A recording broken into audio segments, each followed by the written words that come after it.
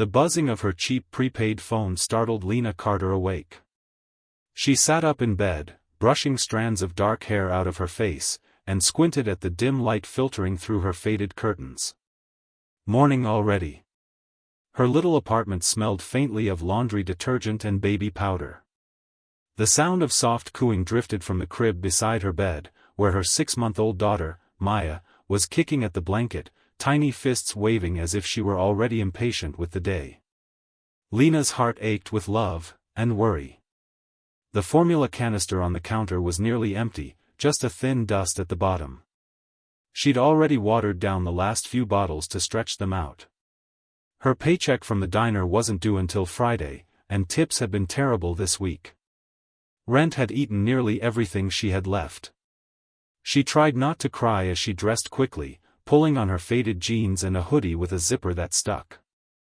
Her phone buzzed again. A reminder text from the electric company. Final notice.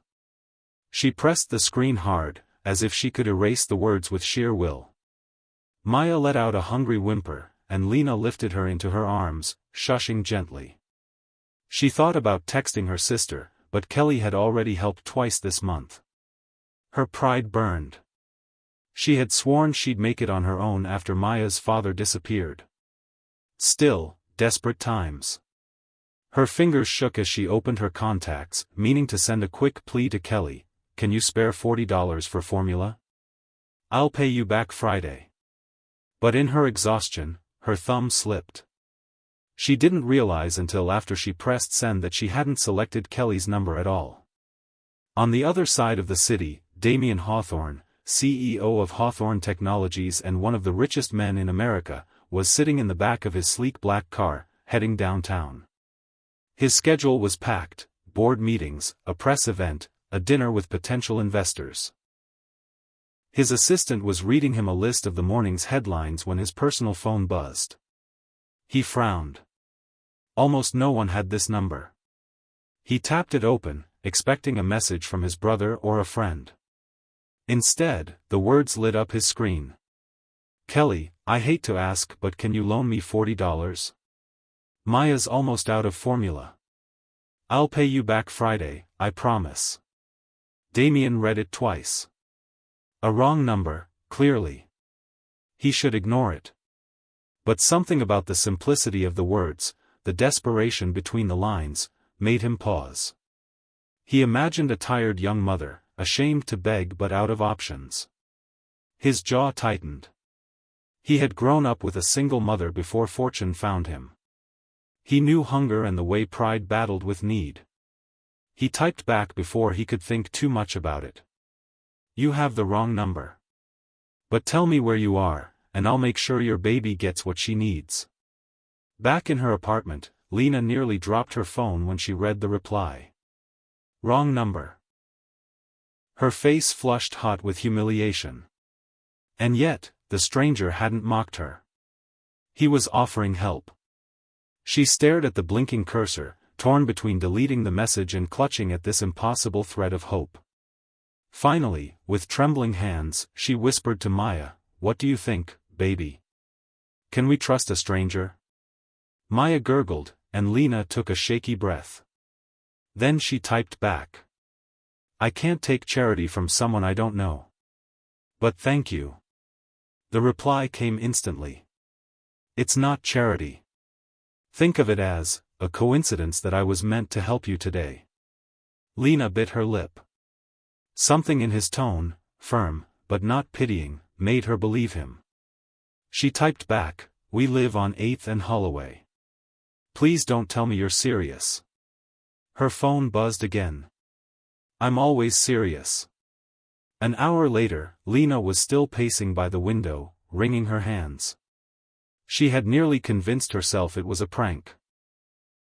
Who in their right mind would drive to one of the roughest parts of town just to deliver formula for a stranger's baby? Then, the sound of an engine cut through the neighborhood's usual drone of sirens and barking dogs. A sleek black SUV pulled up to the curb, polished so perfectly it looked like it had no business here. Lena's breath caught. She tucked Maya into her arms protectively and hovered near the door, her heart hammering. A man stepped out. He was tall, broad-shouldered, and dressed in a tailored charcoal suit that probably cost more than her monthly rent. His dark hair was neatly styled, his jaw clean-shaven, his expression unreadable. In his hands, he carried not one but 3 large grocery bags. Lena's mouth went dry. The stranger climbed the stoop and, instead of knocking, called gently through the thin door, "Miss Carter?" She startled. How do you know my name?" "I asked the clerk at the store to put it on the receipt, since I paid with delivery in mind." "Don't worry," he added, as if sensing her nerves. "I didn't ask anything else. Just open the door so I don't look suspicious standing out here." Her pulse raced. She cracked the door, the chain still hooked, and peered out. His eyes, steel gray and startlingly intense, met hers. For a moment, she forgot to breathe. "This is for you." He lifted the bags. She could see the edges of formula cans, diapers, and baby wipes peeking out. Her throat closed up. I can't accept this. It's too much." "Yes, you can." His voice was calm but brooked no argument. "Your daughter shouldn't go hungry. Consider it a kindness I can afford to give." Something in the sincerity of his gaze unraveled her resistance. With trembling fingers, she unhooked the chain and opened the door wider. He stepped inside, careful to remove his shoes at the mat as if he didn't want to dirty her tiny apartment. Lena flushed, suddenly hyper-aware of the peeling wallpaper, the sagging couch, the faint smell of formula lingering in the air. She shifted Maya on her hip. "You didn't have to." "I know," he interrupted softly. "But I wanted to." He set the bags on the counter, pulling out can after can of formula, enough to last weeks. Then jars of baby food. Diapers. Even a stuffed giraffe. Her eyes blurred. She covered her mouth with her hand, trying not to cry in front of him. "I don't even know your name." He smiled faintly, though it didn't quite reach his eyes. "Damien." "Damien," she echoed, tasting the name. "I don't know how to thank you." "Raise her well," he said simply, nodding toward Maya, who blinked curiously at him with big brown eyes. And just like that, he turned as if to leave. Panic spiked in Lena's chest, ridiculous, irrational panic at the idea of never seeing him again. "Wait." The word slipped out before she could stop it. He paused at the door, looking back at her. "You can't just disappear after something like this." Her voice trembled. "Please. At least let me make you coffee." For the first time, his mask of reserve cracked. A hint of warmth softened his gaze. "Coffee," he repeated, as if it were the most unexpected gift in the world. After a moment, he stepped back inside and shut the door behind him. The coffee maker sputtered and hissed, filling the cramped kitchen with the comforting smell of cheap roast. Lena fussed with mismatched mugs, her hands shaky. She wasn't sure why she was nervous. This man had already seen her at her lowest, begging for baby formula from a stranger. But something about the way Damien carried himself, the quiet authority in his posture, made her feel like she was balancing on a tightrope. He leaned against the counter, his jacket draped neatly over one of her rickety chairs. Even without the armor of a suit jacket, he radiated something she couldn't name: power, maybe, or presence. Maya cooed from her bouncer seat on the floor, kicking her legs, and Damien's gaze softened as he watched her. "You're good with her," Lena said quietly, surprised at her own boldness. He glanced up. "Children don't pretend. If they're hungry, they cry. If they're happy, they smile. I like that honesty." Lena poured the coffee and slid a mug across the counter toward him. Their fingers brushed when he took it, and a spark jolted through her chest. She covered it by blowing on her own mug, though the coffee was still too hot to drink. "Thank you," she whispered. "For all of this. You don't even know me." Damien stirred his coffee slowly, his expression unreadable. I know enough. You love your child. You work hard. And sometimes, even the strongest people need someone to show up. The words sank into her like balm. She blinked fast, unwilling to let him see tears. But he must have noticed anyway, because his voice softened.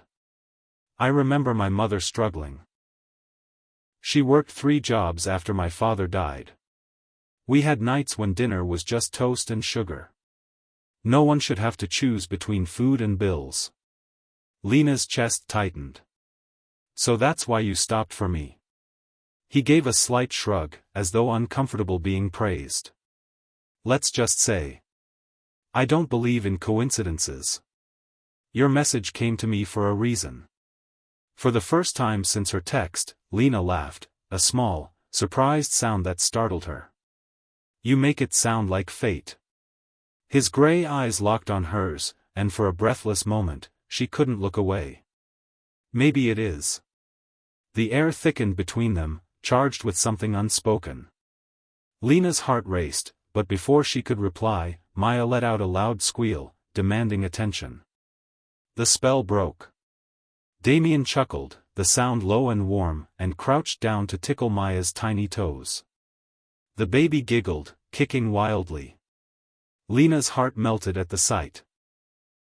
This mysterious billionaire, kneeling on her worn linoleum floor, playing with her daughter like it was the most natural thing in the world, it was almost too much.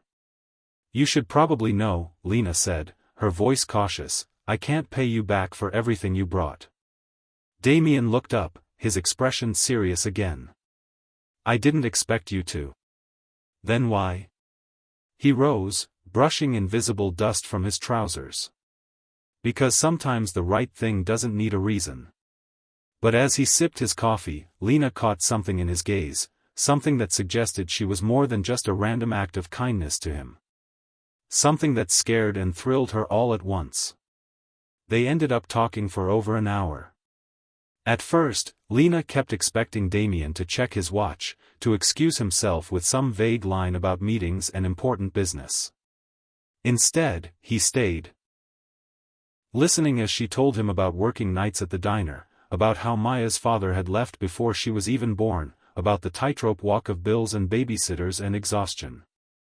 She wasn't sure why she was spilling so much. She barely even spoke this openly with her sister.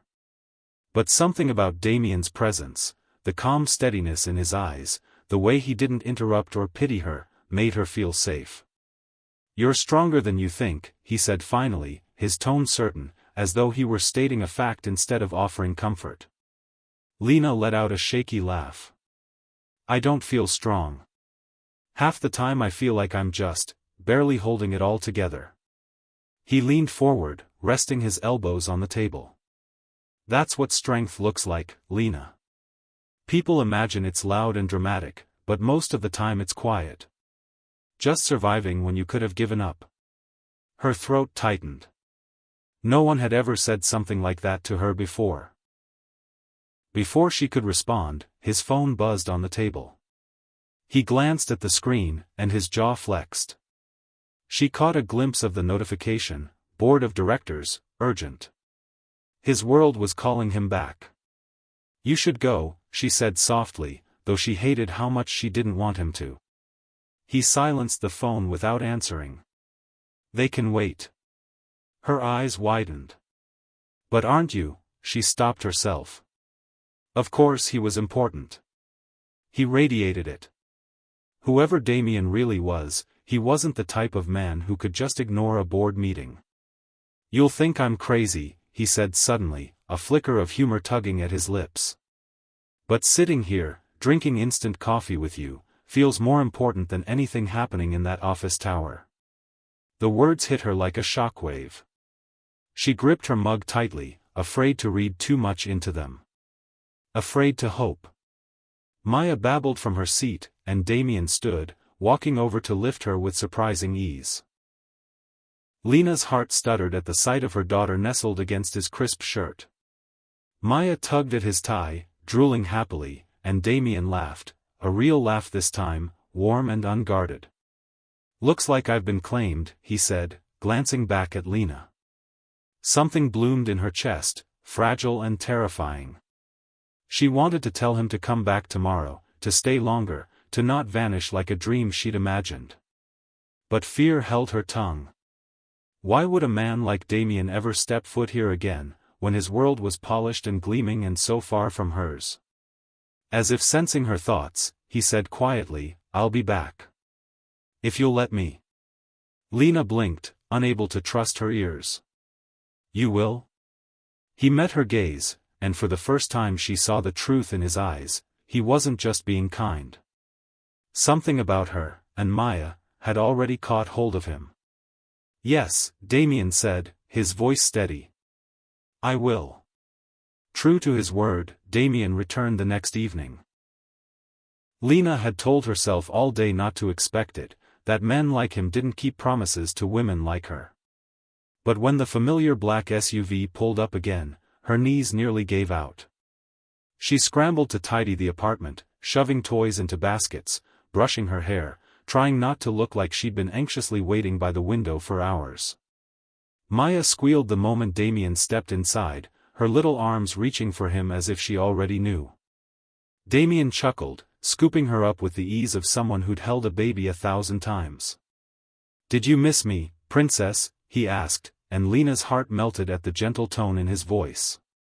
They spent the evening cooking pasta together. Well, Lena cooked while Damien made a surprisingly diligent sous chef, chopping vegetables with precision and offering to do the dishes.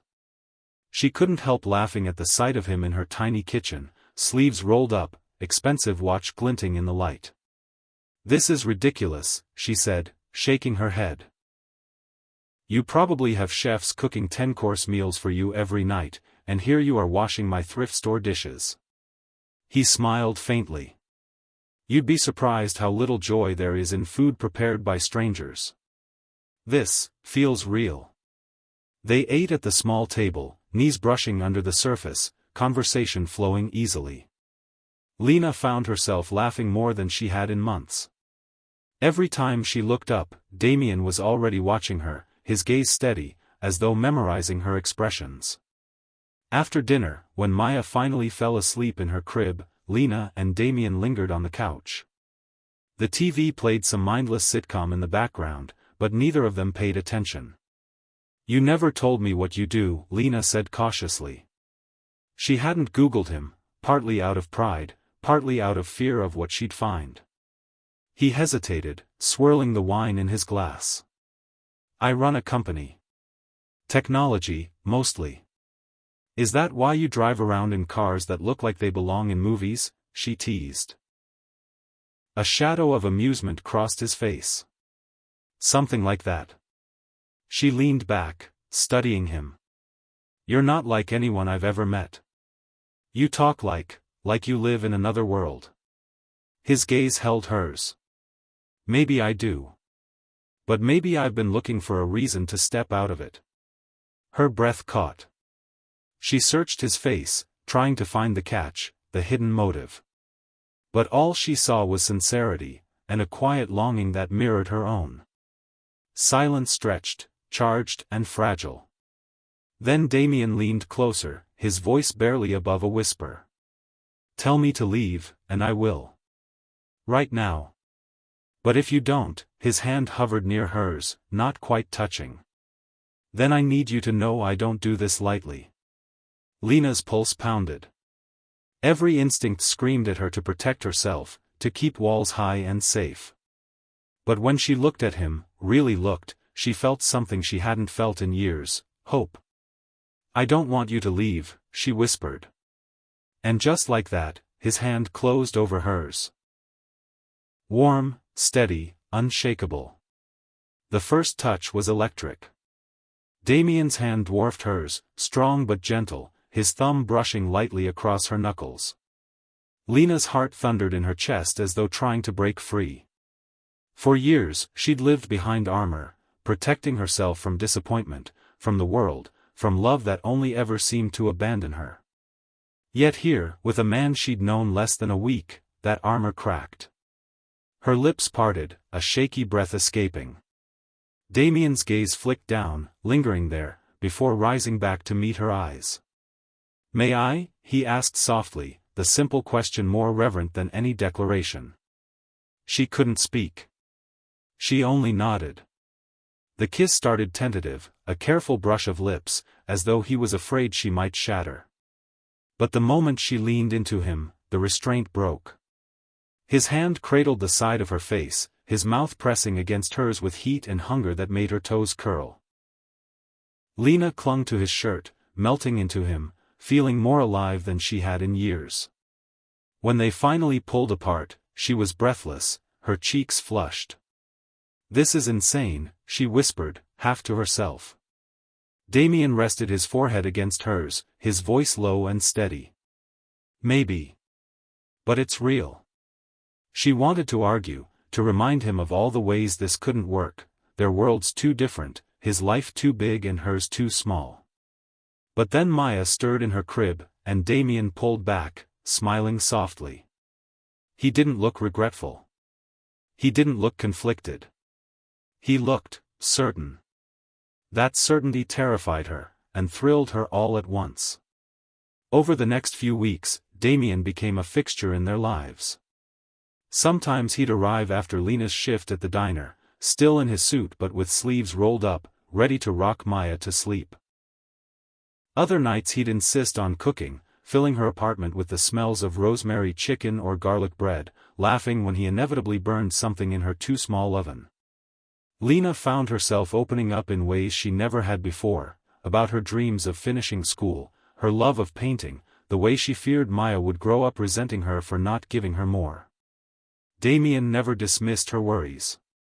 He listened, really listened, and every time she saw understanding in his eyes, a piece of her heart fell deeper. But the more she fell, the more a quiet dread gnawed at her. He never talked about his own world. Whenever she asked, he deflected with humor or vague answers. She didn't push, afraid to break whatever fragile magic they were building. Still, the question hung unspoken between them: who exactly is Damien Hawthorne, and how long can he really belong in her world? One evening, as rain tapped against the windows, Lena finally dared to ask. "Damien, why me? You could be with anyone. Women who understand your world, who belong in it. Why risk all this for someone like me?"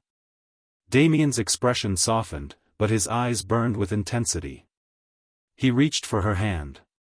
"Because the moment you texted me, Lena, something in my life shifted. I've had everything money can buy, but when I walked into this apartment, into your life, for the first time, I felt like I had something worth keeping." Her throat tightened, tears prickling her eyes. She believed him. But believing also meant risking everything.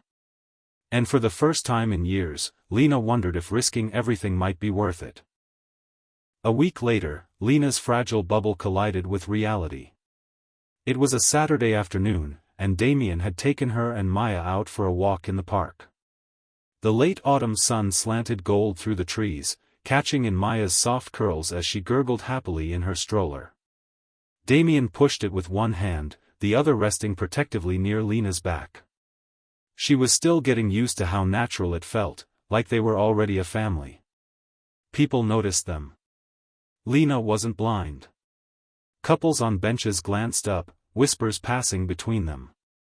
Mothers at the playground gave curious smiles. She tried to ignore it, but a pit of unease stirred in her stomach. She wasn't used to being seen. Then, near the fountain, it happened. A man in a tailored coat slowed his pace, his phone discreetly lifted. The unmistakable click of a camera shutter cut through the crisp air. Damien froze. His jaw tightened, eyes narrowing on the stranger. "Damien?" Lena asked softly, her chest tightening. The man offered a stiff smile, pocketed his phone, and hurried off. But not before muttering, "Hawthorne with a baby? That'll sell."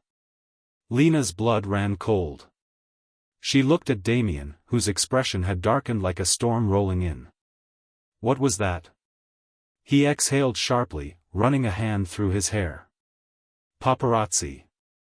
They follow me sometimes. Paparazzi? Lena repeated, the word foreign on her tongue. You mean, you're famous? Damien hesitated, the moment of truth hanging heavy between them. Not famous. But public. I'm the CEO of Hawthorne Technologies. Her steps faltered. She'd heard the name before, in headlines, in commercials, on billboards. Billionaire tech mogul. Ruthless negotiator. Untouchable. You, her voice shook. You should have told me. I wanted to, Damien said quickly, his eyes pleading. But every time I looked at you, I didn't want to ruin what we had by turning it into this. By making you feel like you weren't enough. Her chest tightened. Damien, you're a billionaire.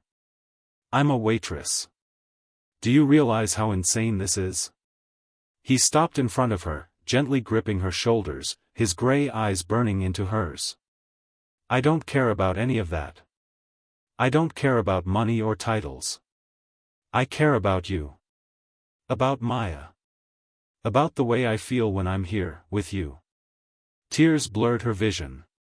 She wanted to believe him, God, she wanted to, but the ground beneath her felt unsteady, like at any moment the world would tear them apart.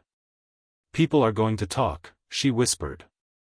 They're going to look at me and see someone who doesn't belong. Then let them look, Damien said fiercely. They don't get to decide what belongs in my life. I do. Before she could respond, Maya squealed from her stroller, kicking her feet, oblivious to the storm gathering around them.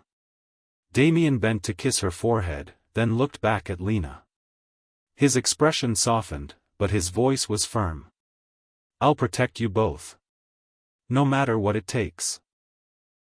For the first time, Lena understood the full weight of who Damien was, and the risk of letting him in.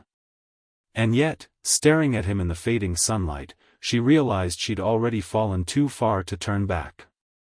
The fallout came faster than Lena could have imagined. By Monday morning, photos were everywhere, on gossip blogs, social media feeds, even the news. Headlines screamed in bold letters. Billionaire Damien Hawthorne spotted with mystery woman and baby, secret family? Who is the single mom who stole Hawthorne's heart? Lena stared at her cracked phone screen, her stomach twisting. The grainy shots showed her pushing Maya's stroller, Damien at her side. The captions were merciless, speculating about her past, her worth, her motives. Words like gold digger, welfare queen, and charity case leapt off the page like knives. She slammed the phone face down on the counter and pressed her palms over her eyes, trying not to cry. But the tears came anyway, hot and unstoppable. A knock at the door made her jump. She wiped her face quickly, scooped Maya into her arms, and opened it. Damien stood there, jaw tight, his phone buzzing non-stop in his hand. You've seen it, he said quietly. Lena's voice cracked. They're tearing me apart, Damien. They don't even know me, and they've already decided I'm, her breath hitched. I can't do this. He stepped inside, shutting the door behind him. Yes, you can. And you won't do it alone. Be serious, she snapped, her fear spilling out as anger. You're a billionaire. This is a scandal for you, not me. You'll survive. I'm the one who has to live with everyone whispering that I'm some desperate woman who trapped you with a baby that isn't even yours. His face softened, though his voice stayed firm. Then we tell them the truth. That you're not some tabloid headline, you're the strongest woman I've ever met. That Maya may not be mine by blood, but she is in every way that matters. And that I love you. The last words stopped her cold. You, her heart stumbled. You love me? Damien's gaze didn't waver. I do. I didn't plan it, but I can't deny it. I love you, Lena. And if you'll let me, I want to spend the rest of my life proving it. The walls she'd built around herself shook, threatening to crumble. But fear still clawed at her chest. Damien, what if they never accept me? What if they ruin you because of me? He stepped closer, cupping her cheek with his hand, his thumb brushing away a tear. Then let them try. I've built empires from nothing, Lena. Do you really think I'd let anyone tear down what matters most to me? Maya babbled between them, tugging at Damien's sleeve. He smiled down at her, then back at Lena, and for the first time, she saw not just the billionaire, not just the man who had rescued her in her darkest moment, but the man who could truly be her partner, her family. Her voice trembled as she whispered, I don't know how to be loved like that. Damien kissed her forehead, his words steady and sure. Then let me teach you. The following days blurred into a whirlwind. Reporters loitered outside Lena's building, their cameras flashing whenever she dared to step out. Customers at the diner whispered, some bold enough to ask intrusive questions about Damien, others sneering when she fumbled their orders. It was suffocating. But through it all, Damien stayed. He came every night after work, sometimes still in his suit, other times in jeans and a plain shirt, trying to blend into her modest world. He'd take out the trash without being asked, rock Maya to sleep, and listen when Lena vented about the relentless pressure pressing in on her. One night, while Maya slept peacefully in her crib, Lena sat curled on the couch, her knees tucked under her chin. I don't know if I can do this, Damien. I never asked for any of it, the attention, the judgment. I just wanted to raise my daughter quietly. He sat beside her, close enough that his warmth eased the shiver running through her. I know. And I can make it stop, if that's what you want. We can disappear. I have places, far from cameras and chaos. No one would bother you there. Her heart clenched. But that's your life. The company, the spotlight, you can't just walk away from all of it. Damien's eyes darkened with something fierce. I can walk away from everything but you. The words stole her breath. No one had ever chosen her before, really chosen her, above all else. She wanted to believe him, but fear still lurked. She reached out, her fingers trembling as they brushed his. Damien, what if I'm not enough? What if one day you realize you need someone who knows your world? Someone who belongs in it? His hand closed firmly over hers. Lena, listen to me. I've spent years surrounded by people who belong. Socialites. Investors. Women who know every rule of my world. And not one of them ever made me feel alive. Then you came along. You don't fit in my world, because you've given me a reason to step out of it. Her throat tightened with tears, but this time they weren't born of fear. They were born of hope. He leaned in, his voice dropping to a whisper meant only for her. Let me build a new world with you, Lena. One where Maya never wants for anything. One where you never question if you're enough. Because you are. More than enough. Before she could reply, his lips brushed hers, gentle, reverent, as though sealing a vow. For the first time, Lena didn't think about the tabloids or the whispers or the cameras. She thought only of the man holding her hand, and the possibility that maybe, just maybe, she'd found a love strong enough to rewrite everything. The next morning, Lena woke to the smell of coffee and the sound of Maya's giggles drifting from the kitchen. For a moment, she thought she was dreaming. But when she padded barefoot into the room, she found Damien crouched on the floor in his perfectly pressed shirt, balancing Maya on his knee while pretending to stir an invisible pot with a wooden spoon. Maya squealed with delight, smacking the spoon against the tile. Damien looked up at Lena, a sheepish grin tugging at his lips. Chef Maya is making us breakfast. Lena leaned against the doorway, her chest aching with warmth.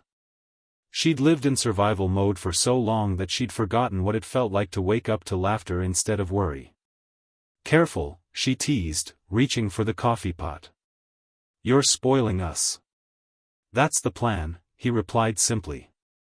As they sat at the table later, sharing eggs and toast, Lena studied him quietly. He belonged in penthouses and boardrooms, not in her tiny kitchen with its chipped counters and flickering light bulb. And yet, here he was. Smiling at Maya's babble, reaching across the table to squeeze Lena's hand like it was the most natural thing in the world. "Damien," she said softly, "are you sure you know what you're doing?" He raised an eyebrow. "In what sense?" "In the sense that, this is permanent. Me. Maya. We're not just some phase you're going through." His expression sobered. "Lena, when I decide something, I don't do it halfway. I've built empires on choices. But this," he reached across, brushing a crumb from her cheek with his thumb. "This is the first choice that feels like it was made for me, not by me." Her heart stuttered. She opened her mouth to reply, but a sharp knock at the door interrupted. Lena frowned. "It's too early for the mailman." Damien's posture shifted instantly, protective. He rose and opened the door just enough to block Lena from view. A man in a dark suit stood on the stoop, his expression brisk. "Mr. Hawthorne," he said with a curt nod. "We need to talk. The board is demanding an explanation. Your personal situation is all over the press, and they're concerned about the company's image." Lena's stomach dropped. She couldn't see the man's face clearly, but she could hear the judgment in his tone. Personal situation. Like she was a scandal, not a person. Damien's voice was clipped. "Tell the board they'll get their explanation when I'm ready. Not before." "Sir," the man pressed, lowering his voice, "with respect, this isn't just about you anymore. Shareholders are threatening to pull out. If you don't end this distraction, you could lose everything." The word sliced through Lena. "End this distraction." She gripped the edge of the table, her chest tight. Damien didn't flinch. "If they think love is a liability, then they've forgotten who built this company. I'll handle it." The man hesitated, then gave a stiff nod and walked away. Damien closed the door, his jaw tense. When he turned back, Lena was staring at him, her hands shaking. "He's right, isn't he? Being with me could cost you everything." Damien crossed the room in 3 strides and took her hands in his, steadying them. "Lena, listen to me. Nothing is worth more than you and Maya. Not the company, not the money, not the headlines. If I have to choose, I'll choose you. Every time." Her eyes filled with tears. She wanted to believe him. She did believe him. But deep inside, a quiet fear whispered that love might not be enough to stand against the weight of the world he carried. And yet, when he kissed her then, fierce and unyielding, she felt, for the first time, that maybe it was. Days later, Damien proved he wasn't bluffing. Lena came home from a long shift at the diner, hair damp from the rain, exhaustion pulling at her bones. She pushed the stroller through the door and froze. Damien was pacing the living room, phone pressed to his ear, his voice sharp and commanding. "I said no. You don't get to dictate my life. If the board can't stand behind me, I'll buy them out. One by one." Lena's breath caught. Buy them out? She'd known Damien was powerful, but hearing him talk about dismantling his own empire like it was a chess game shook her to her core. He ended the call with a curt swipe and turned toward her. His expression softened instantly when he saw her, saw Maya squealing in the stroller, reaching for him. "You're back," he said, as though the air itself had changed. He bent to lift Maya, pressing a kiss to her forehead. Then his gaze shifted to Lena, and for a moment, the tension in his shoulders melted. But Lena's heart was still racing. "Damien, what was that?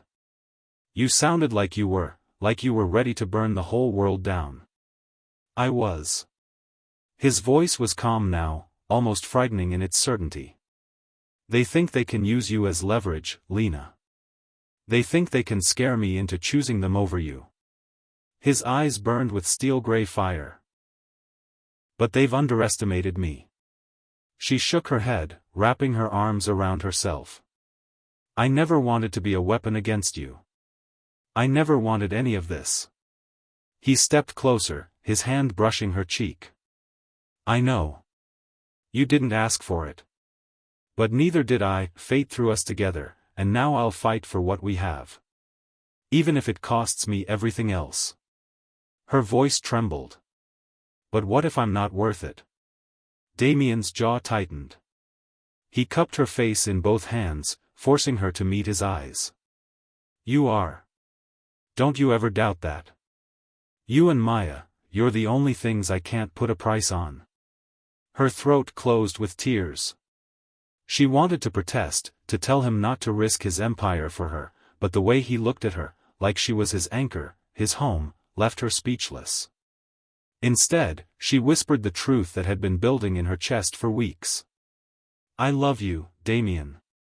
For a heartbeat, silence hung heavy. Then his lips crashed onto hers, fierce and desperate, like a man who'd been starving for that confession. When they finally broke apart, his forehead rested against hers, both of them breathless. Say it again, he murmured. I love you, Lena whispered, stronger this time. And in his answering smile, she saw not just the billionaire who had walked into her life by mistake, but the man who had chosen her, fully and irrevocably. The weeks that followed were a blur of defiance and devotion. The tabloids didn't let up. Every grocery run, every stroll in the park, every moment Damien spent with Lena and Maya seemed to end up online, dissected and criticized. Strangers argued about her life in comment sections, calling her everything from lucky to unfit. At first, Lena couldn't even glance at her phone without feeling sick. But Damien stood firm. One morning, he arrived at the diner just as her shift ended. He was out of place among the cracked vinyl booths and smell of grease, but he didn't care. He slid into a booth like any other customer, waiting until she untied her apron and joined him. You don't have to keep coming here, she said, embarrassed by the gawking stares of her coworkers. Yes, I do, he countered smoothly, reaching for her hand across the sticky table. I want the world to see that I'm exactly where I want to be. Her cheeks warmed, but her heart swelled. Later that week, Damien invited her to his world. It was a gala, an event Lena would never have dared to step into if not for the way Damien insisted, I want them to meet the woman who owns my heart. He sent a stylist to her apartment, filling the tiny space with racks of gowns and shoes Lena was afraid to touch. When she finally chose a midnight blue dress that shimmered under the light, Damien appeared at her door in a tuxedo. His eyes darkened as they swept over her. You're breathtaking, he whispered, kissing her hand like she was royalty. The gala was a blur of chandeliers, champagne, and sharp stares. Whispers followed her every step, but Damien's hand on her back steadied her.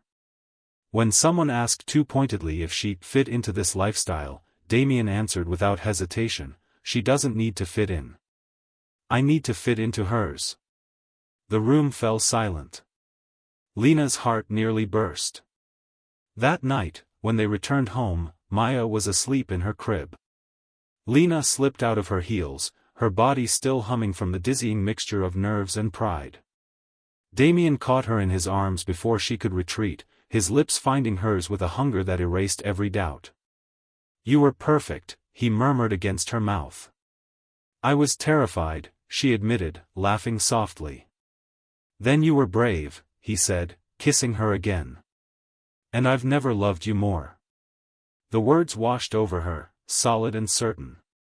For the first time, Lena began to believe that maybe, just maybe, the world couldn't take this from them. But deep down, she knew the fight wasn't over. Because love this rare didn't come without enemies. The enemy revealed himself soon enough. It was late on a Thursday when Damien got the call. Lena was curled up on the couch with Maya asleep against her chest, drifting toward sleep herself. Damien's phone buzzed sharply, and he slipped into the kitchen to answer. She might have ignored it, but his voice carried, low, tight, edged with fury. I told you to back off, no. You listen to me. If you ever leak another lie about her, I'll make sure your name is worth less than ash in this town. Lena's eyes flew open. Her heart pounded as she sat up, straining to hear. She caught only fragments: shares, leverage, smear campaign. And then a name, Victor Kane. When Damien returned, his jaw was clenched, his tie pulled loose like he'd been choking on it. He tried to smile for Lena's sake, but she wasn't fooled. Who's Victor Kane? She asked quietly. For a moment, Damien hesitated. Then he sank onto the couch beside her, running a hand over his face. He's an old rival. Another billionaire with a taste for blood. He's been circling my company for years, waiting for a chance to strike. And now, he's found one, us. Her stomach twisted. Us? Damien's eyes burned. He's feeding stories to the press, twisting everything. Calling you a con artist, saying Maya isn't even yours, claiming you're after my fortune. He thinks if he drags you down, he can drag me with you. Lena's throat closed. Damien, maybe he's right. Not about me, she added quickly, but about the damage. If I'm ruining your reputation, maybe the best thing I can do is. Don't, Damien cut in sharply, gripping her hand with an intensity that made her flinch. His voice softened. Don't you ever say that. You and Maya are the only part of my life that isn't poisoned by greed and power plays. You are not my weakness, Lena. You're the reason I fight. Her eyes filled with tears. But what if he destroys you? Then I'll rebuild, Damien said simply, like it was the most obvious truth in the world. I've done it before. But I will not rebuild without you. The certainty in his voice left her trembling. She wanted to protest, to shield him from the fallout, but he silenced her doubts with a kiss that left no room for argument. Still, when she closed her eyes that night, Damien's words echoed in her mind. Victor Kane. Rival. Enemy. Strike. For the first time since Damien walked into her life, Lena was afraid, not for herself, but for him. Because love, she realized, had made her vulnerable in a way she'd never been before. And enemies like Victor Kane would do anything to exploit that. The storm broke at a charity gala 2 weeks later. Lena hadn't wanted to go. The thought of walking into another ballroom full of glittering gowns and whispered judgments made her stomach churn. But Damien had asked, no, insisted.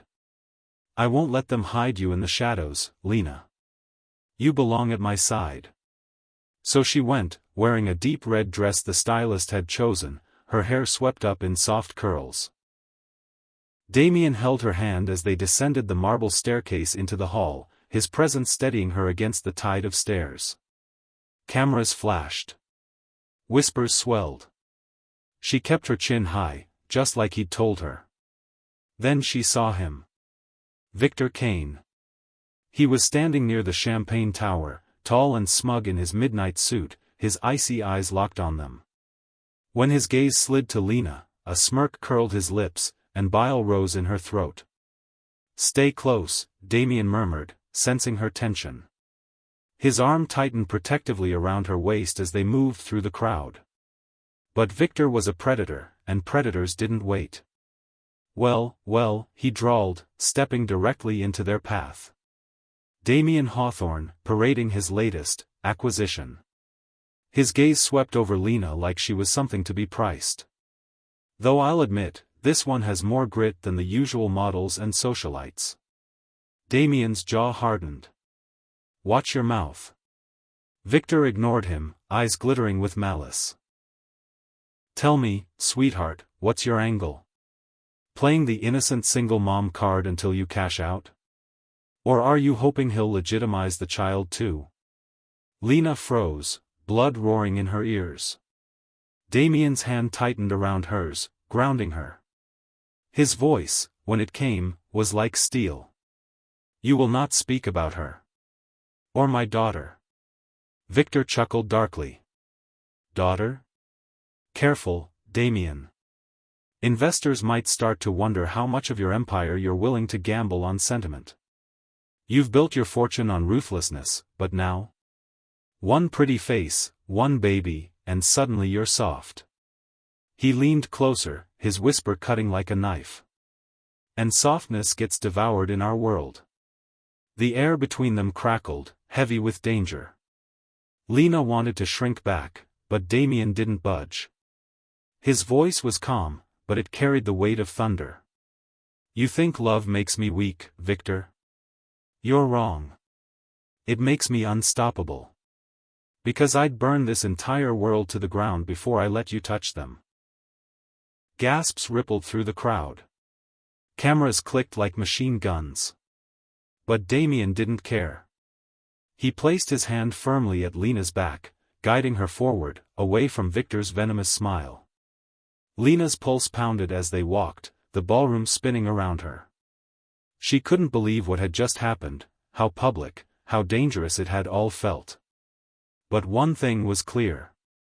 This wasn't just about love anymore. This was war. The ride home was thick with silence. Lena sat in the back of the SUV with Maya asleep in her car seat beside her, her fingers twisted together in her lap.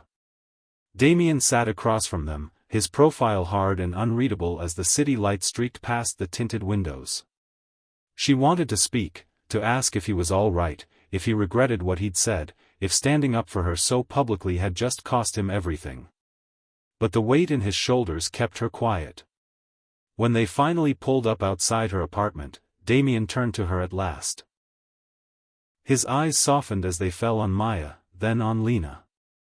I'm sorry, he said quietly. She blinked, startled. For what? For dragging you into this mess. For letting Cain use you as a weapon. I should have shielded you better. Lena shook her head, her voice trembling. Don't you dare apologize. He's the one who crossed the line.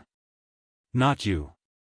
Damien reached across the seat, taking her hands in his. You don't understand, Lena. That moment, it wasn't just gossip. Cain wanted to provoke me. And I gave him exactly what he wanted. He'll use tonight to convince the board I've lost control. Her stomach tightened. What happens if they believe him? His jaw flexed. Then I'll fight. Harder than I've ever fought. But make no mistake, he's coming after everything. My company. My reputation. Us. The SUV idled at the curb. The driver pretended not to listen, eyes fixed straight ahead. Lena swallowed hard, staring at the man holding her hands as though she were the only thing tethering him to the earth. Damien, she whispered, I don't care about the company, or the money, or any of it. I just don't want to lose you. Something raw flickered in his eyes, and for a moment, the mask of the untouchable billionaire cracked. You won't. Not now. Not ever. He kissed her then, fierce, desperate, sealing the vow with fire. When they finally broke apart, Damien pressed his forehead to hers. I'll stay tonight. If that's all right. Lena's heart ached with a mixture of fear and love so sharp it was almost painful. She nodded, whispering, stay. That night, with Maya asleep between them in her crib, Lena and Damien lay side by side in the narrow bed. His arm wrapped around her, grounding her against the storm that raged outside their little apartment. For the first time, Lena allowed herself to believe in something she'd long thought impossible. Not survival. Not just scraping by. But love. Even if the world tried to tear it from them, the storm arrived sooner than either of them expected. 2 mornings later, Damien was gone before sunrise, leaving only a note on Lena's counter in his neat, decisive handwriting. Meeting with the board. Don't worry. I'll call you after. Kiss Maya for me. Lena traced the words with her finger, her chest tight. She tried to focus on normal things, feeding Maya, scrubbing the kitchen, folding laundry, but her mind kept drifting to Damien. To the way Victor Kane's smirk had promised destruction. To the weight of the silence after Damien's vow to fight. By mid-afternoon, her phone buzzed. It wasn't Damien. It was Kelly. "Lena, turn on channel 7. Now." Dread curling in her stomach, Lena fumbled for the remote. The screen flickered to life just in time to catch the anchor's polished voice. Breaking news. Damien Hawthorne, billionaire CEO of Hawthorne Technologies, has been forced into an emergency vote by his board of directors after weeks of scandal surrounding his relationship with an unidentified single mother. Investors are reportedly divided, but sources close to the situation claim a takeover led by rival Victor Kane may be imminent. Lena's blood ran cold. On the screen, a photo of her at the gala flashed, her red dress, Damien at her side, whispers caught forever in the click of cameras. She barely had time to process before her phone rang again. This time, it was Damien. "Lena," he said, his voice low, rough with exhaustion. "What's happening?" she breathed. "They pushed the vote. Kane's circling like a vulture. I may lose the company." Her knees buckled. She sank onto the couch, clutching the phone tight. "Because of me." "No," his tone sharpened, fierce. "Because of him. Don't you dare blame yourself." Tears blurred her vision. "Damien, maybe this is a sign. Maybe I'm not meant to be in your world. Maybe if I walk away." "Stop." The single word cracked like thunder. "Do you know what Kane said in that boardroom today? He told them I'd grow tired of you. That you were a distraction. That I'd trade you in like everything else I've ever bought." His breath shuddered. "And for the first time in my career, I didn't care about winning. I cared about standing up and saying, he's wrong. She's the only thing I won't trade. Ever."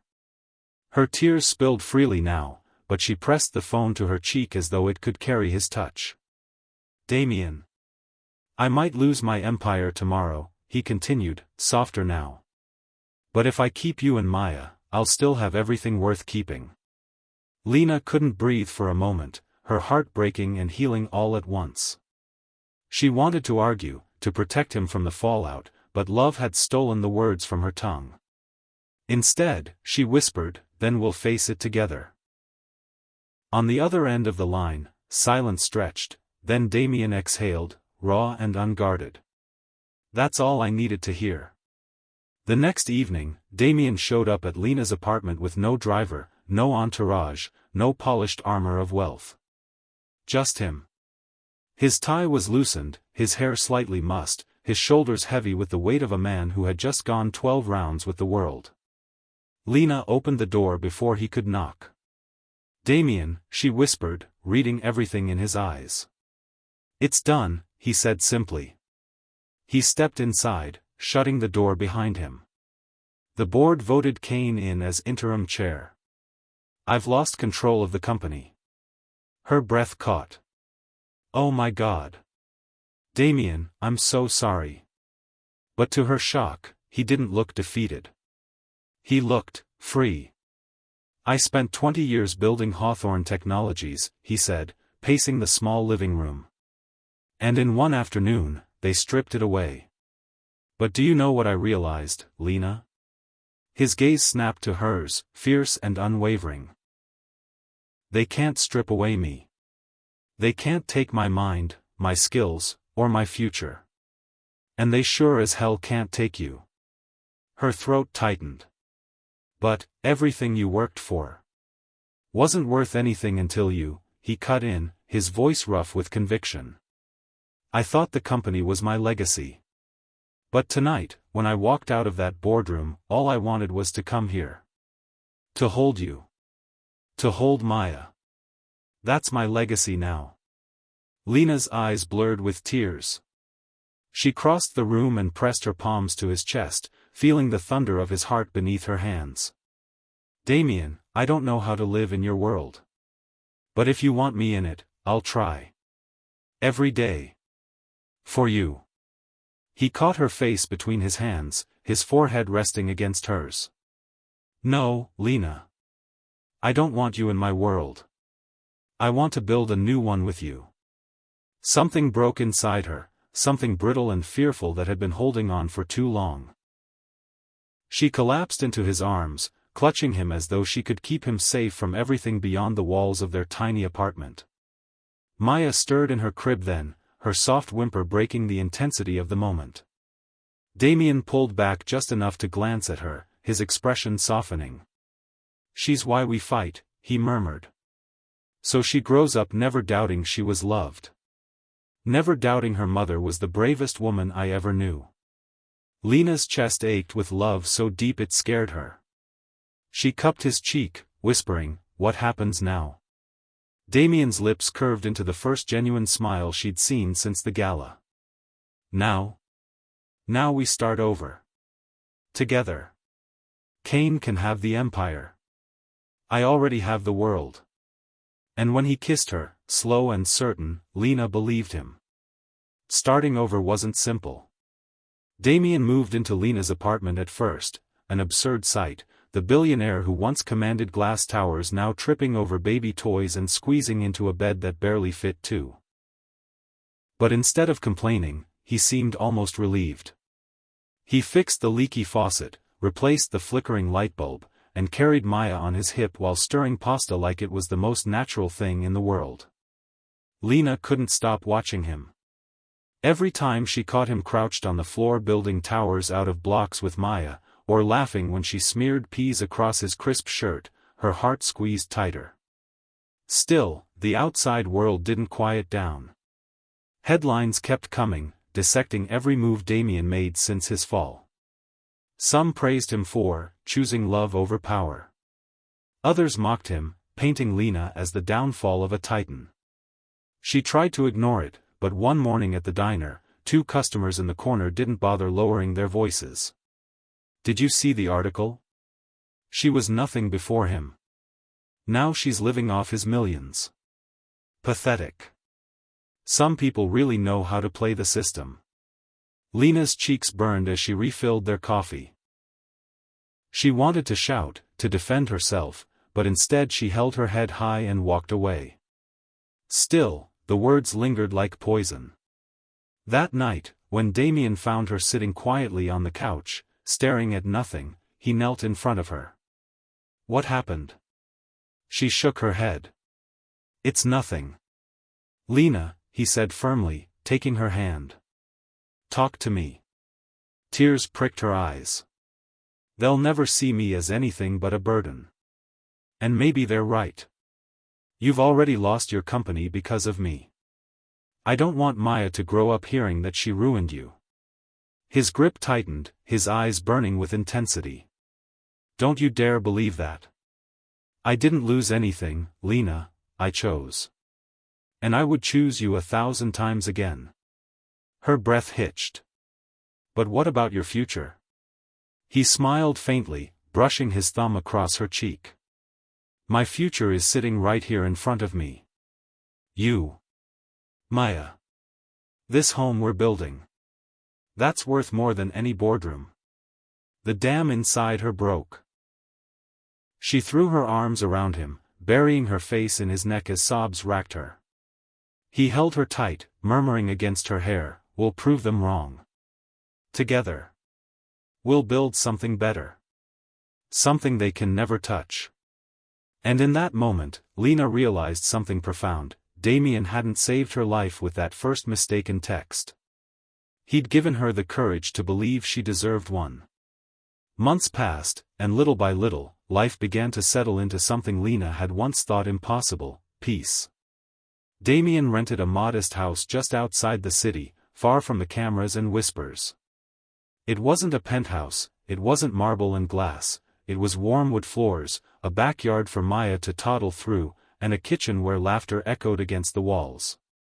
Every morning, Lena woke to the smell of coffee and the sight of Damien already up with Maya, teaching her to stack blocks or reading aloud from picture books in a voice that turned soft only for her. The image of him, once untouchable, now barefoot and rumpled with baby drool on his shirt, made her chest ache with love. Still, shadows lingered. Victor Kane hadn't disappeared. His name crept into the news often, hailed as the man who'd toppled Hawthorne. Every mention made Damien's jaw tighten, though he never spoke of it. But Lena could see it, the quiet fire in his eyes, the restless energy of a man who wasn't used to losing. One evening, as Lena rocked Maya to sleep, Damien lingered in the doorway. His tie hung loose around his neck, his expression unreadable. "You've been thinking about him again," she said softly. He didn't deny it. "I could take it all back, Lena. I've been offered partnerships, back doors into new ventures. I could rebuild faster than Kane ever expects." Her heart squeezed. "And what would it cost?" He hesitated, then crossed the room to brush his knuckles against Maya's cheek. "Time. Peace. Nights like this." Lena reached for his hand, weaving her fingers through his. "Then don't. Don't chase him. Let him rot in his empire. You've already won, Damien. You chose us." For a long moment, he just looked at her, the storm in his eyes quieting. Then he bent to kiss her forehead. "You're right. You always are." Weeks later, fate threw them a surprise. Lena had been feeling off, tired, dizzy, an unshakable nausea. She chalked it up to stress until one afternoon, she bought a test on a whim. When the faint pink lines appeared, her knees nearly gave out. Damien found her sitting on the bathroom floor, the test trembling in her hand.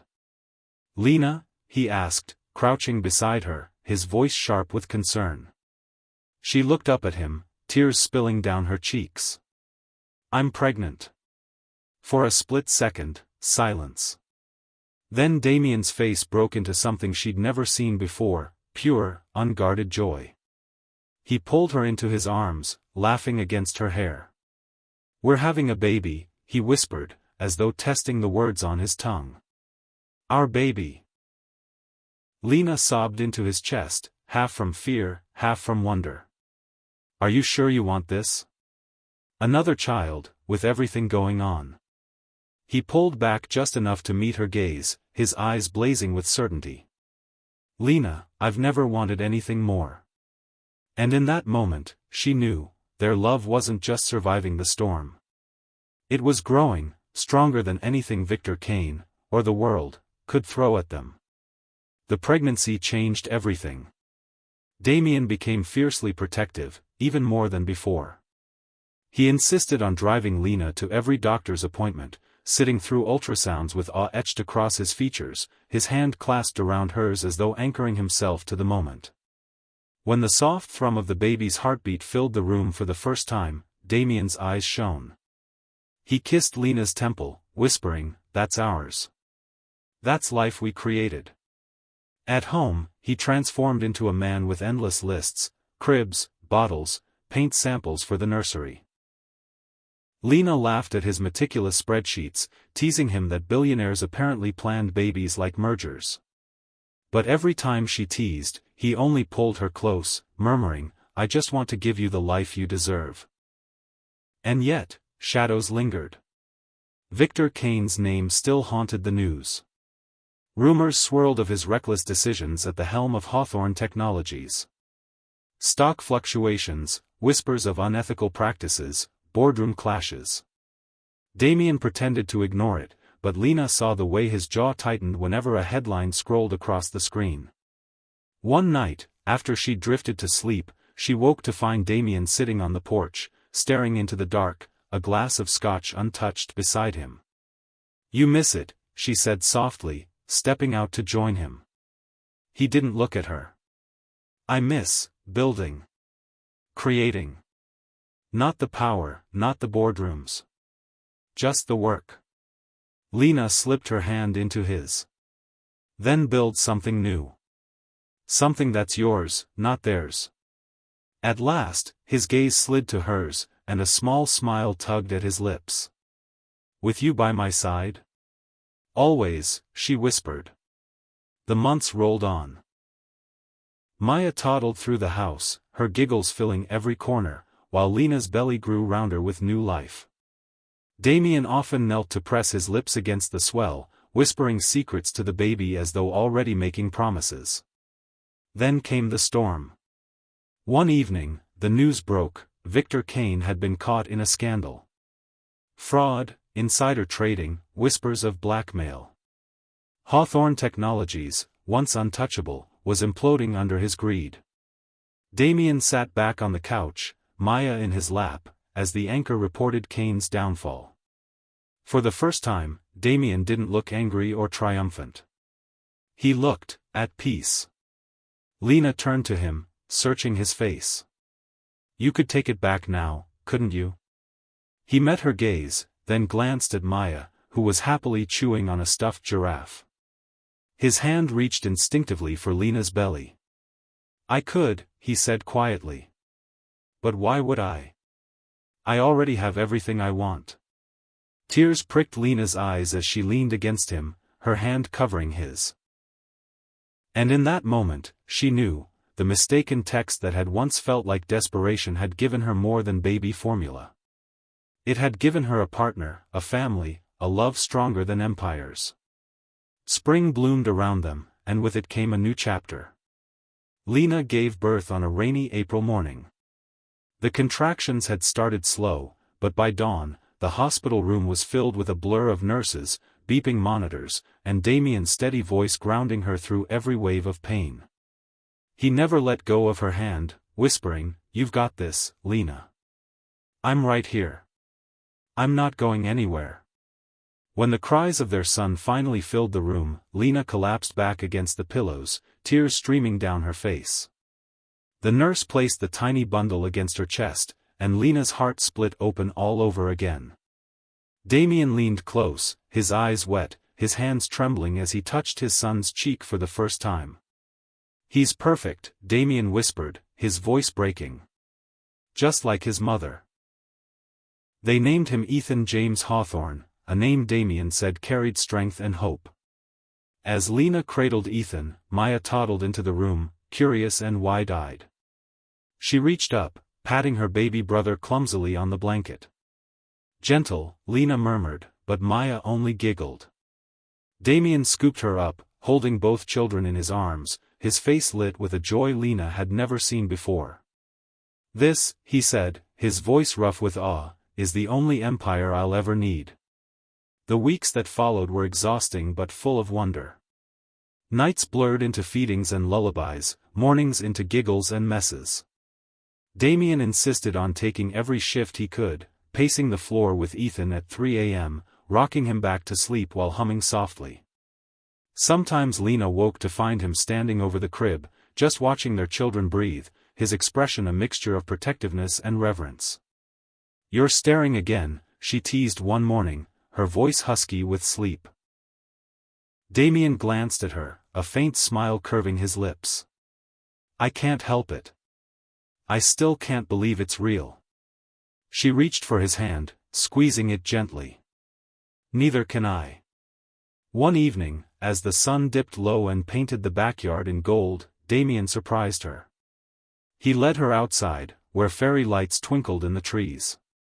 A small table was set with flowers, candles, and a simple meal he'd cooked himself, though the garlic bread was slightly burnt.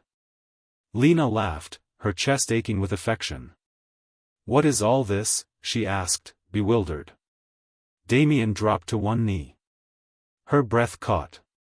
"Lena Carter," he said, pulling a small velvet box from his pocket. Inside gleamed a ring, simple but elegant, catching the fading light. "You once texted me by mistake, asking for help you thought would end at $40. But it gave me everything: love, family, purpose. I lost my company, but I found my life. And I don't ever want to live another day without you. Will you marry me?" Tears spilled down Lena's cheeks as her hands flew to her mouth. She nodded furiously, choking out, "Yes. Yes, Damien, of course I will."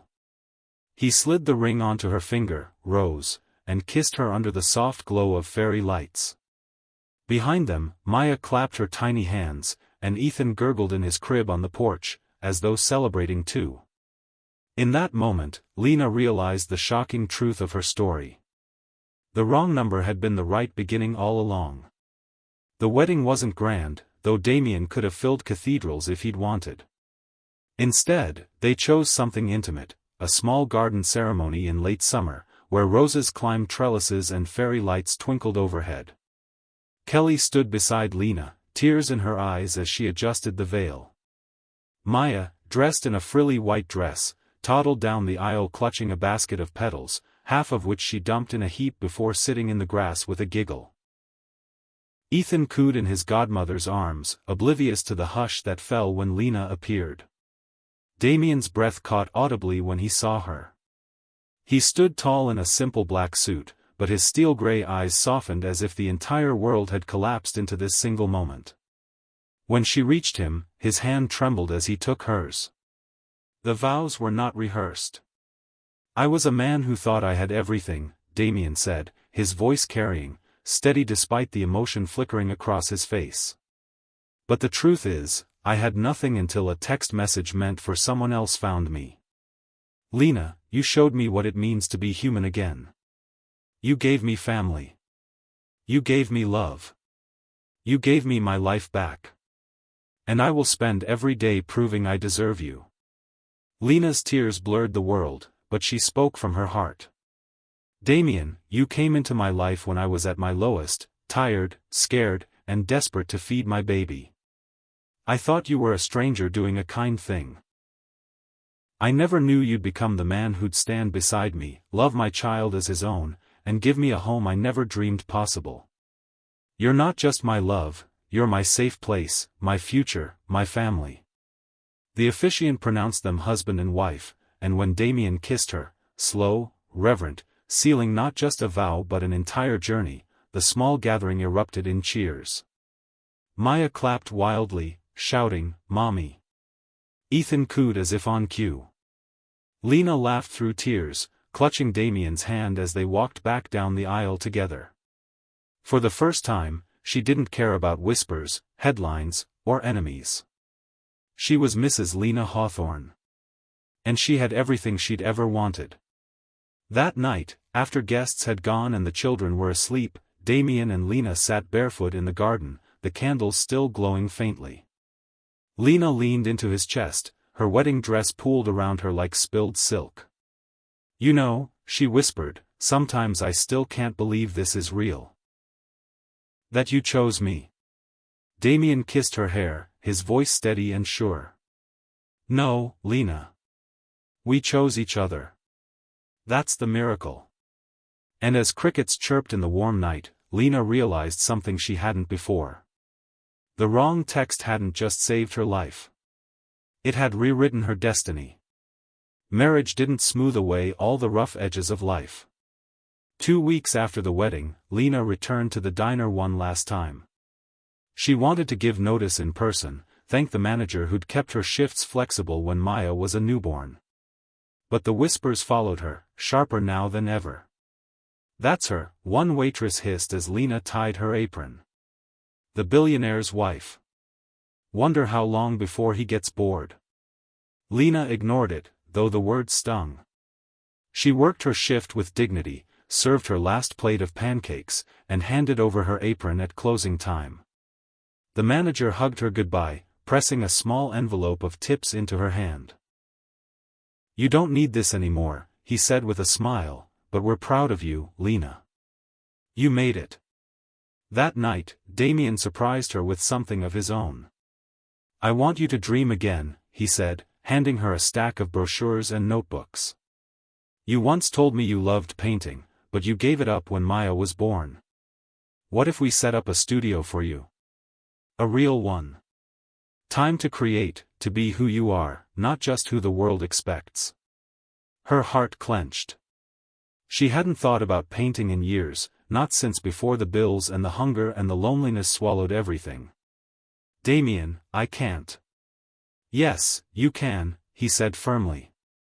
"Lena, I don't want to give you just security. I want to give you back yourself. Tears blurred her vision as she threw her arms around him. For the first time in her life, someone wasn't just asking her to survive. They were asking her to live. Meanwhile, Damien was finding his own way forward. Though he'd sworn off chasing Cain or the wreckage of his old empire, the fire in him to build hadn't died. He started sketching ideas on napkins, working late into the night on a laptop, building prototypes in their garage with the same quiet determination he'd once brought to boardrooms. One afternoon, Lena found him tinkering with a sleek device no bigger than her palm. "What is it this time?" she teased. "A communication hub," he said, eyes lighting up. "Simple, affordable, designed for families who can't afford expensive phones. Secure, easy to use. No one's making it yet." Lena tilted her head, curious. "So, like a phone for people like me, before you?" Damien looked at her, a smile curving his lips. "Exactly. I don't want to build for shareholders anymore, Lena. I want to build for people. For us." And for the first time, Lena saw not just the man who had lost an empire, but the man who was ready to create something even greater, something rooted not in profit, but in love. That night, while rocking Ethan to sleep, Lena whispered into his tiny ear. "You have no idea yet, little one, but your daddy is about to change the world again. And this time, he's doing it for you." Damien's garage became the unlikely birthplace of his next empire. By day, it was cluttered with strollers and bins of baby clothes. By night, it transformed into a workshop. Blueprints were taped to the walls, circuits scattered across the workbench, and a faint hum of soldering irons filled the air. Maya liked to toddle in and hand him tools at random, screwdrivers, paintbrushes, once even a toy dinosaur. Damien would thank her gravely every time, making her giggle. Lena often sat on a stool in the corner, sketching while Ethan dozed in a bassinet nearby. She loved watching Damien in his element, brow furrowed in concentration, his large hands impossibly gentle as he pieced together fragile parts. This wasn't the Damien of corporate towers and shareholder meetings. This was the Damien who had knelt on her kitchen floor to tickle Maya's toes. The man who belonged to her. Within months, the prototype was ready, a small, durable device that Damien proudly named the HearthLink. "It connects families," he explained one evening, placing the device in Lena's hands. "Safe messaging, emergency alerts, affordable. No contracts, no hidden fees. Something even a single mom scraping by could afford." Lena's throat tightened. "You built this, for people like me." "For people like us," Damien corrected, his eyes warm. But news traveled fast. One morning, as Lena poured cereal for Maya, Damien's phone buzzed. He glanced at the screen, his jaw tightening. "It's Cain." Her heart lurched. What does he want? Damien put the call on speaker. Victor's voice oozed through the line. "Congratulations, Damien. Word is you're playing inventor in your garage now. Cute. But let me give you some advice, quit while you're ahead. You won't survive another round with me." Damien's lips curled into a cold smile. "Funny. Last I checked, you were busy explaining fraud charges to your lawyers." Cain's tone darkened. "I still have friends in high places. Backers who'd bury your little toy before it sees daylight. Walk away, Hawthorne. Or I'll crush you again, and this time, your family won't be spared from the fallout." The line went dead. Lena's hands shook as she set down the cereal box. "He's not bluffing, is he?" Damien pulled her close, his voice steady. "He's desperate. That makes him dangerous. But I'm not the man I was before, Lena. He doesn't scare me anymore." Still, that night, long after the children were asleep, Lena lay awake listening to the steady rhythm of Damien's breathing beside her. Cain's threat echoed in her mind, a shadow creeping into their hard-won peace. For the first time in months, fear settled heavy in her chest. Because she knew Victor Kane wasn't finished with them. The escalation came fast and brutal. Within a week, tech blogs that had once hailed Damien as a visionary began publishing hit pieces about the Hearthlink. They called it an obsolete toy, a vanity project of a fallen billionaire, even unsafe for families. Some claimed it was cheaply made. Others accused Damien of trying to scam low-income households. Lena sat at the kitchen table scrolling through the articles, her stomach twisting. "These are lies," she muttered, shoving the phone away.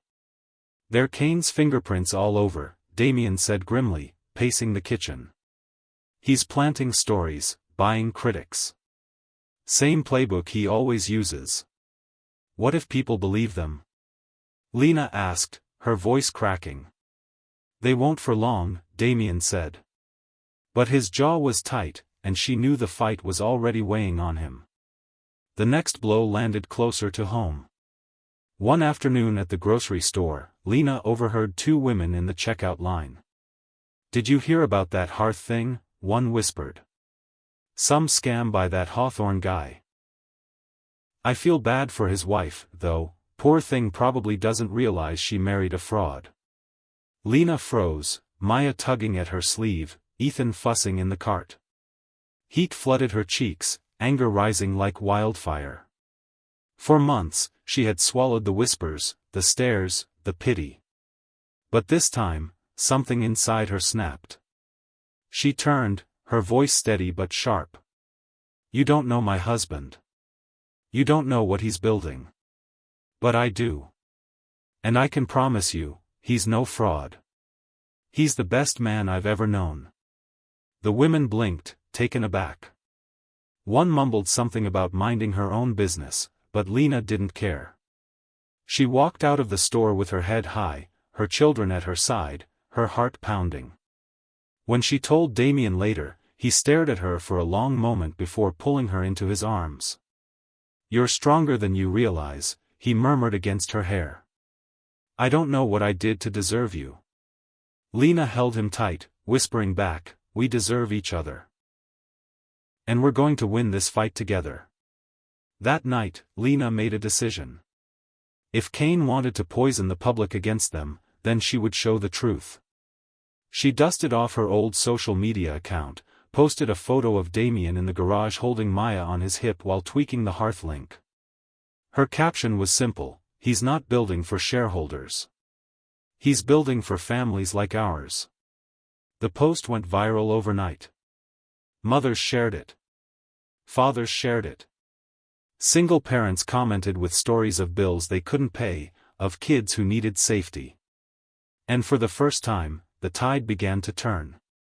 But Lena knew Kane wouldn't let it end there. The war had only just begun. Kane didn't waste time striking back. 2 mornings later, Lena opened the front door to find a photographer crouched in the hedges. The man snapped 3 quick photos before sprinting off, leaving her blinking in the sunlight with Ethan balanced on her hip. By afternoon, the images were plastered across tabloids. Damien's wife in shambles. Is the billionaire's family a PR stunt? The article tore into her, criticizing her messy ponytail, her worn sweatshirt, even Ethan spit up on her shoulder. Unpolished, unfit, unworthy, the captions screamed. Lena slammed her phone face down on the counter, bile rising in her throat. "They're coming after the kids now," she whispered. "They're not going to stop." Damien's face darkened as he read over her shoulder. That bastard crossed a line. But the real blow came that evening. Damien's former assistant, a man Lena barely remembered from news photos, gave an interview on national television. He claimed Lena had orchestrated the wrong number text to trap Damien into a relationship. He called her manipulative, ambitious, a gold digger with a child she'd used as leverage. Lena watched in horror as her entire life was rewritten into a scandalous narrative she couldn't recognize. Her knees buckled. "This isn't happening," she whispered, clutching the back of the couch. Damien muted the TV and pulled her into his arms. "It's all lies, Lena. Every damn word. Cain must have paid him to say it. But people will believe it, she cried, trembling. They'll look at me, at Maya, at Ethan, and think I planned all of this. That I used you. Damien tilted her face up, his eyes fierce. Look at me. Do I believe it? Her voice cracked. No. Then nothing else matters, he said firmly. Let them talk. We know the truth. But later that night, after Damien had fallen asleep beside her, Lena lay awake staring at the ceiling. The fear gnawed at her, louder than his reassurances. She wasn't afraid for herself anymore. She was afraid for Maya and Ethan, afraid of raising them in a world where their family would always be under siege. And for the first time, she wondered if love alone could keep them safe. The next morning, she made a decision. Damien, she said quietly as she poured his coffee, maybe we should leave. Move somewhere no one knows us. Start over. He stilled, studying her. You mean, disappear? She swallowed hard. Yes. For the kids. For a long moment, silence. Then Damien set down his mug, his expression carved from steel. Lena, running might protect us today. But it won't protect us tomorrow. Cain will hunt us no matter where we go, because he's not after you, he's after me. The only way to keep you safe is to fight back. Not just for us, but for every family who needs what I'm building. Lena's throat tightened. She wanted to argue. But when she looked into his eyes, blazing with conviction, she knew, he wasn't just fighting for pride. He was fighting for them. And for the first time, she felt a spark ignite inside her, not just fear, but defiance. If Cain wanted a war, she would fight too. Lena had never spoken in front of more than a handful of people. The idea of microphones, cameras, and flashing lights made her palms sweat. But when Damien told her that a local community center wanted to host a demo of the HearthLink, she felt something shift inside her. This isn't just your fight, Damien, she said that night as they cleared the dinner plates. It's mine too. Cain's attacking me because he thinks I'm the weak link. But if I stand up and show people the truth, he won't have that power anymore. Damien's fork stilled midair. Lena, you don't have to do this. I can take the hits. She shook her head, her voice steady. No. You've been carrying all of us. It's time I carry something too. The day of the demo, the community center buzzed with families, single moms, grandparents raising kids, couples with toddlers tugging at their hands. Journalists hovered at the edges, their pens ready, their cameras waiting for failure. Lena stood on stage with Damien beside her. Her heart thundered so hard she thought her knees might buckle. But when she spotted Maya in the front row on Kelly's lap, clapping her hands and shouting, "Mommy!" something inside her steadied. She stepped forward, microphone trembling in her hand. My name is Lena Hawthorne, she began, her voice thin but clear. A year ago, I was a single mom who accidentally texted the wrong number, begging for $40 to buy formula. That mistake changed my life. The crowd hushed. Even the reporters leaned in. I didn't know who Damien was when he showed up at my door. I didn't know he was a billionaire, or that the world would later decide to tear me apart for being with him. All I knew was that he brought food for my daughter and looked at me like I was worth saving. Her voice grew stronger. And today, I'm here because I believe what he's building can save others too. The HearthLink isn't just a device. It's a promise. That no parent should feel as alone as I did that night. Murmurs rippled through the room. Mothers nodded, fathers leaned forward, children tugged at their parents' sleeves. Lena held up the small device, her hand steady now. It's not about power. It's not about headlines. It's about families. And I refuse to let anyone, tell me I don't belong in this fight. The applause started small, then swelled into thunder. Cameras flashed, but for once Lena didn't shrink from them. She stood tall, tears in her eyes, as Damien reached for her hand and squeezed it hard. "You were brilliant," he whispered, pride thick in his voice. And for the first time, Lena didn't just feel like a survivor. She felt like a warrior. Cain didn't waste time striking back. 2 nights after Lena's speech, she woke to the sound of shattering glass. Damien was already out of bed, moving like lightning. He grabbed the baseball bat he kept near the door and motioned for her to stay put. Her heart pounded as she scooped Ethan from his crib and pulled Maya close, whispering for silence. The children stirred but didn't cry. Thank God. Moments later, Damien returned, his face grim. A brick. Through the window. Wrapped in a note. Lena's stomach twisted. What does it say? He unfolded the crumpled paper, jaw clenched. The words were scrawled in thick black marker. Walk away, or next time it won't be glass. Her knees buckled, but Damien caught her. It's Cain, he said, voice low but certain. He's scared. That's why he's lashing out. Damien, her voice trembled. The kids, what if he? He won't touch them, Damien cut in, steel in his tone. I'll die before I let him. But fear had already seeped into her bones. This wasn't just about headlines anymore. Cain was reaching into their lives, their home. The next day, Damien hired private security. A discreet black SUV now parked near the house at all hours, 2 men in plain clothes rotating shifts. It made Lena feel both safer and trapped, like their lives had become a cage. At the grocery store, Maya tugged at her sleeve and asked, "Mommy, why do the men follow us?" Lena forced a smile. They're friends. They're here to keep us safe. But inside, her stomach churned. Maya was too young to understand. Ethan would grow up never remembering a time when cameras and guards weren't nearby. Was this really the life she wanted for them? That night, she confronted Damien in the garage, where he was hunched over his workbench. This isn't living, Damien.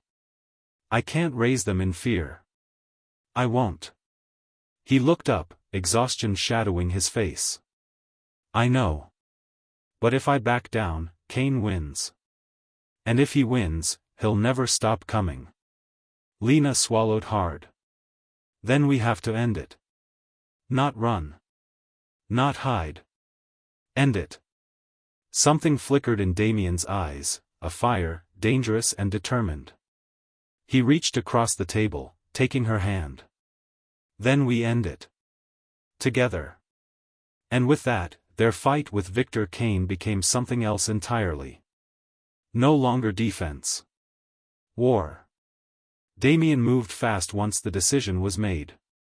He spent long nights in the garage, not just building devices but combing through old files, contacts, and records. Lena often found him hunched over his laptop at 3 a.m. His jaw tight, eyes burning with the relentless focus of a man who wouldn't stop until he had enough to bury Cain. Cain thinks he's untouchable, Damien explained one night, spreading documents across the table. But I know how he works. He always leaves a trail, shell companies, dirty contracts, people he's paid off. If I can prove it, I can end him. Lena hovered in the doorway, Ethan asleep in her arms. Then let me help. Damien glanced up sharply. No. It's too dangerous. She stepped forward, her voice steady. I'm already in this. He's already targeting me. I'm not going to sit on the sidelines while you destroy yourself trying to protect me. If Cain underestimates me, then let's use that. Let me be the one who gets close to the people he hides behind. The ones who won't talk to you but might talk to me. For a long moment, Damien just stared at her. Then, slowly, the corner of his mouth curved. God, you're fearless. No, Lena whispered, brushing her thumb over Ethan's tiny fist. I'm terrified. But fear doesn't get to make the choices anymore. Their plan unfolded piece by piece.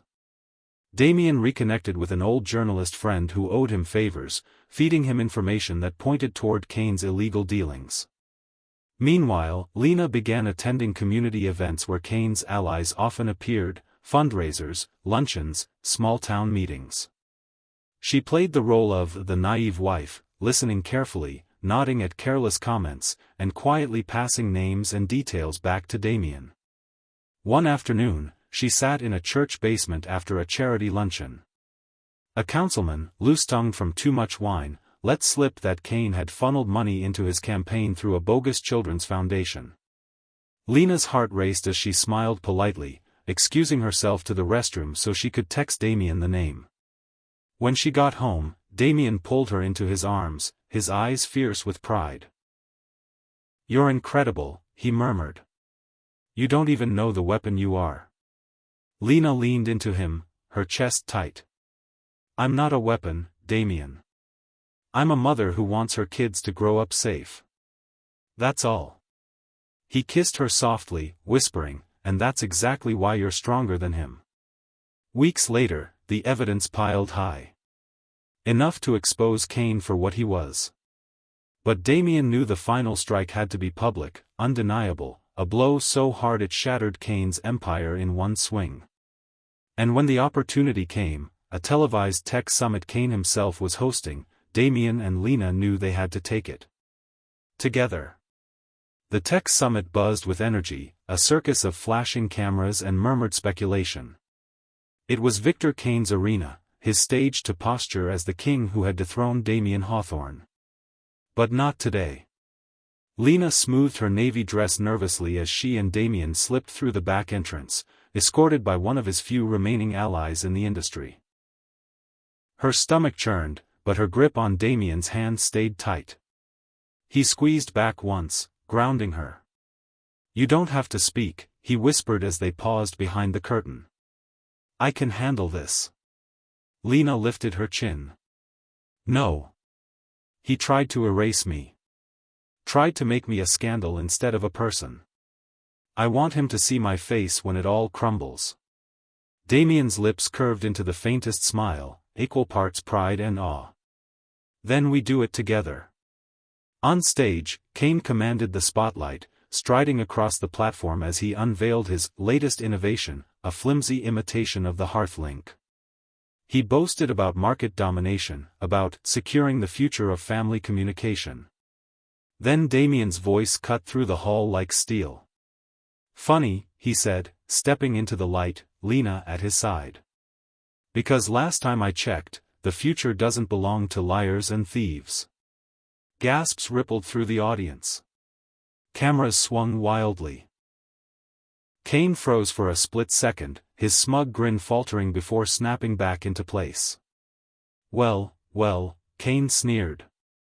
"The fallen king returns, with his charity case." His eyes slid to Lena, venom dripping. "Tell me, Mrs. Hawthorne, do you enjoy being paraded like a trophy while your husband clings to relevance?" The crowd shifted uncomfortably. Reporters scribbled furiously. Damien's jaw tightened, but before he could speak, Lena stepped forward. "I enjoy being loved," she said clearly, her voice ringing through the auditorium. "Something you wouldn't recognize if it hit you in the face." The audience broke into stunned laughter and applause. Kane's face reddened. And then Damien delivered the blow. Clicking a remote, he projected documents onto the massive screen behind them, shell companies, bank transfers, campaign donations traced back to Kane's bogus foundation. Each slide landed like a hammer, the evidence undeniable.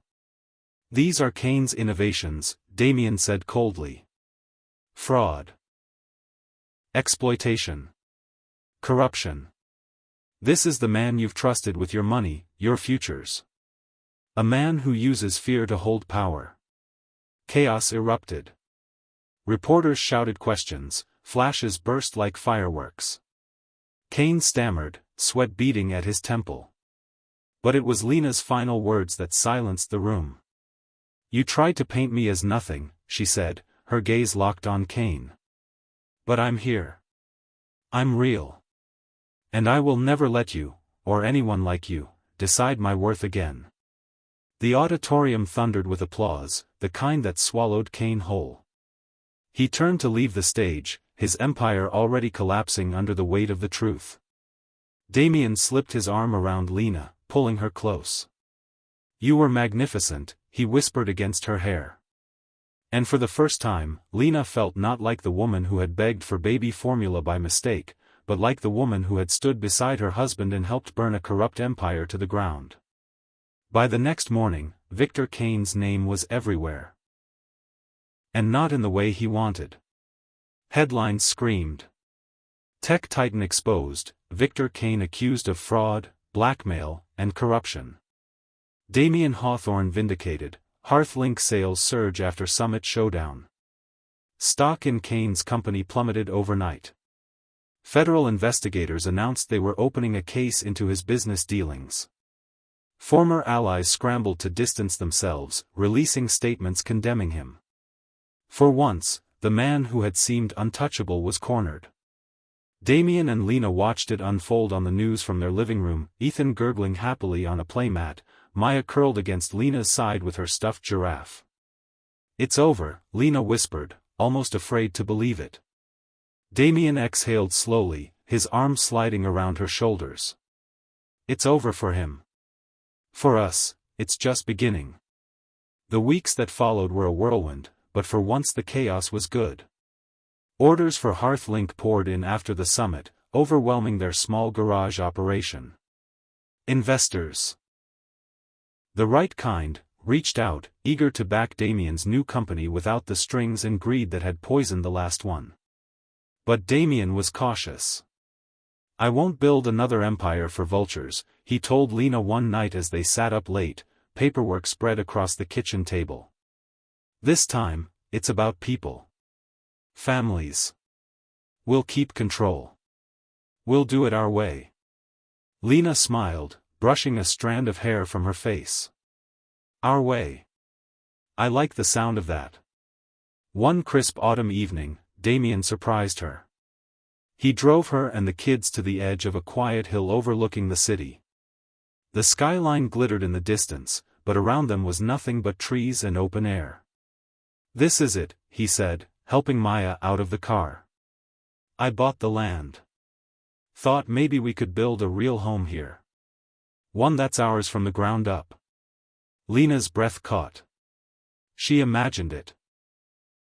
Maya chasing Ethan across the yard, a sunlit studio for her to paint in, a garage for Damien to tinker in, evenings on a porch watching the stars.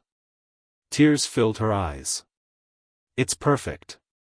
Damien slid his arm around her, pressing a kiss to her temple. So are you. That night, after the kids were asleep in the back seat, Lena rested her head on Damien's shoulder, gazing at the twinkling lights of the city below. I used to think I was cursed, she admitted softly. That I'd made too many wrong choices. But then I sent a text to the wrong number, and it turned out to be the best mistake of my life. Damien tightened his arm around her, his voice warm with certainty. It wasn't a mistake, Lena. It was fate. And for the first time, she believed him completely. Epilogue. Years later, the story of Lena and Damien's unlikely beginning became almost legend. People still whispered about the single mom who had texted the wrong number and ended up marrying a billionaire. Some laughed at the absurdity, others called it destiny. But for Lena, it was simply life, messy, imperfect, beautiful. Their new home stood proudly on the hill, sunlight spilling through wide windows that looked out over the city. In one room, canvases leaned against the walls, Lena's art, vivid and alive, painted in stolen hours between school pickups and bedtime stories. In another, a workshop buzzed where Damien sketched new ideas, Hearthlink thriving in ways Kane could never have imagined. Maya raced through the yard now, long legs carrying her faster than Lena could believe, while Ethan toddled behind, determined to keep up. Their laughter carried on the wind, pure and untouchable. Damien slipped an arm around Lena's waist as they stood on the porch, watching. His hair was flecked with silver now, but his eyes still burned with the same fire she'd fallen in love with.